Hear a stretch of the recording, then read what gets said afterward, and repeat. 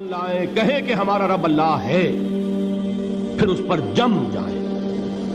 ان پر فرشتوں کا نزول ہوتا ہے، نہ کوئی غم کرو نہ خوف، خوشیاں مناؤ جنت کی جس کا تم سے وعدہ کیا گیا تھا۔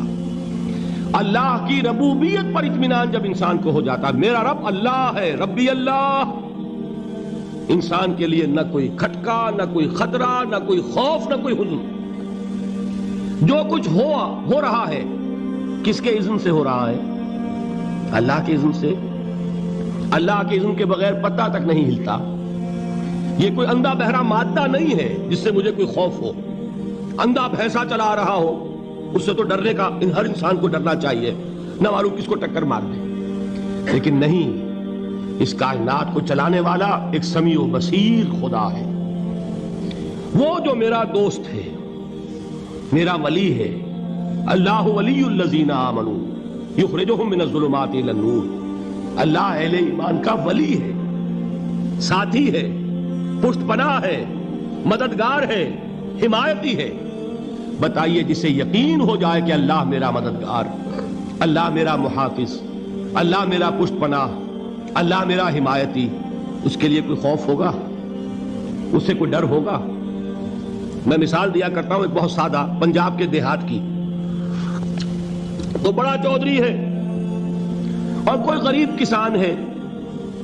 اس غریب کسان کی کہ جانوروں کو ہر وقت اندیشہ ہوگا چوری کا، کوئی میری بھینس کھول کر نہ لے جائے، کوئی میرا بیل کھول کر نہ لے جائے۔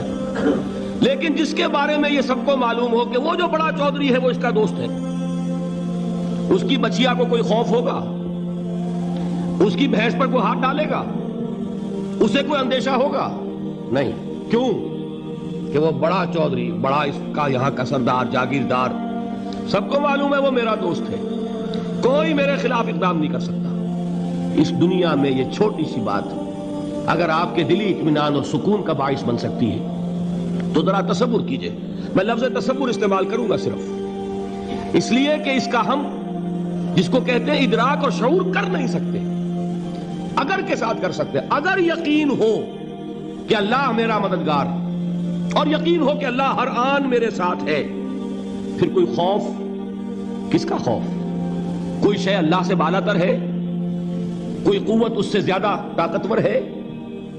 کوئی اس کی مشیت کے آڑے آنے والا ہے؟ یہی بات ہے جو حضور نے فرمائی۔ یہ ایمان کا حاصل ہے لب لباب، کہ دیکھو اچھی طرح اس بات کو ذہن نشین کر لو، اگر تمام انسان مل کر تمہیں کوئی نقصان پہنچانا چاہے نہیں پہنچا سکتے، مگر جو کچھ اللہ نے لکھ دیا ہو، اور تمام انسان مل کر تمہیں کوئی نفع پہنچانا چاہے نہیں پہنچا سکتے، مگر وہ شے جو اللہ نے طے کر دی۔ آپ پھر میں کہوں گا ذرا طاری کیجئے، اسے فرض کیجئے، اسے سوچئے۔ اگر اس حدیث پر ہمارا دل ٹھکا ہوا ہو تو کسی سے ڈر ہوگا؟ یہ مجھے نقصان نہ پہنچا دے، یہ میری رپورٹ خراب نہ کر دے، یہ میری انکریمنٹ نہ رکوا دے، یہ میرا یہ نہ بگاڑ دے، یہ میرے یہ نقصان نہ پہنچا دے۔ اس کا ڈر، اس کا ڈر، اس کا خوف، اس کی خوشامد، اس کے لیے جا کر طرح طرح سے اپنی عزت نفس کو ذلیل کروانا اس کے سامنے، یہ سب کچھ کیوں کرتا ہے انسان؟ جب سمجھتا ہے کہ اس کے ہاتھ میں میرا کوئی نفع ہے، اس کے ہاتھ میں میرے لیے کوئی ضرر ہے، یہ مجھے کوئی غضب پہنچا سکتا ہے، یہ مجھے کوئی نقصان پہنچا سکتا ہے، یہ میرا کوئی کام بنا سکتا ہے، یہ میری کوئی ضرورت پوری کر سکتا ہے، اسی کا نام شرک ہے۔ جہاں آپ نے یہ سمجھا کہ غیر اللہ کے اندر کوئی طاقت موجود ہے، وہی شرک ہے۔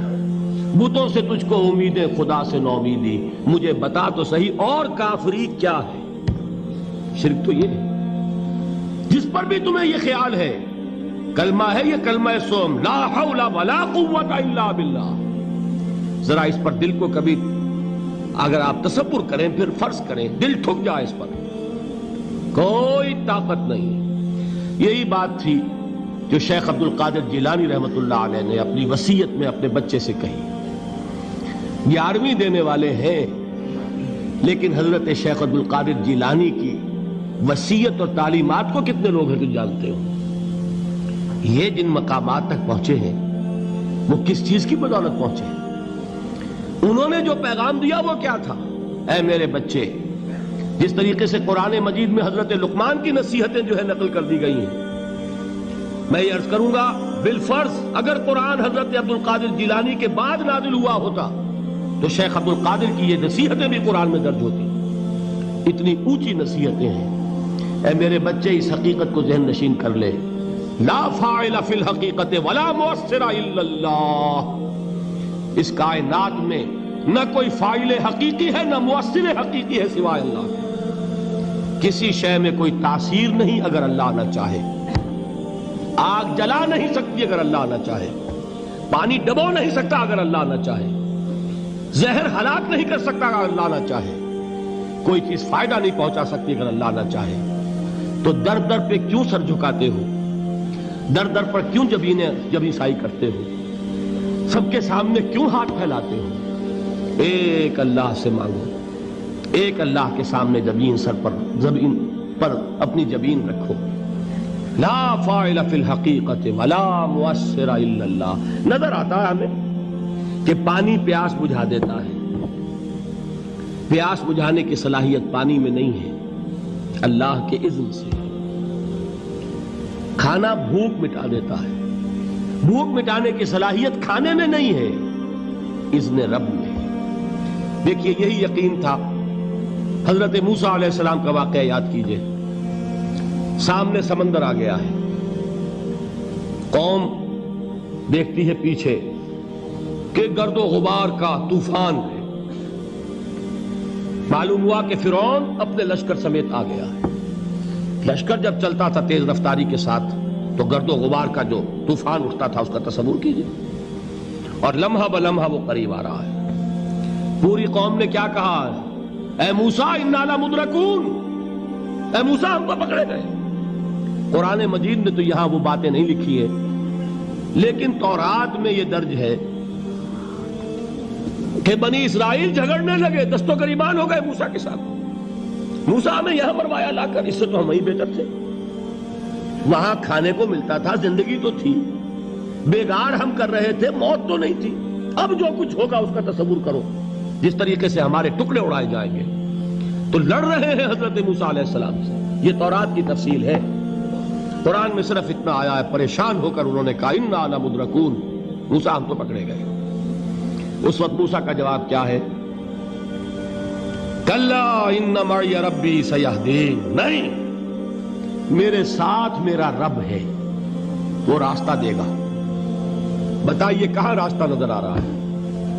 یہ ہے ایمان بالغیب. راستہ نظر نہ آئے تب اللہ پر یقین ایمان ہے. جیب میں پیسے ہوں اور تب دل کو اطمینان ہے تو ایمان کس پر ہوا؟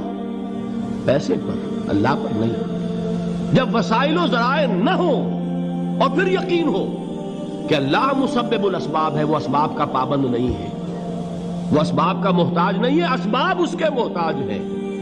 اگر یہ یقین ہے تو اللہ پر ایمان ہے.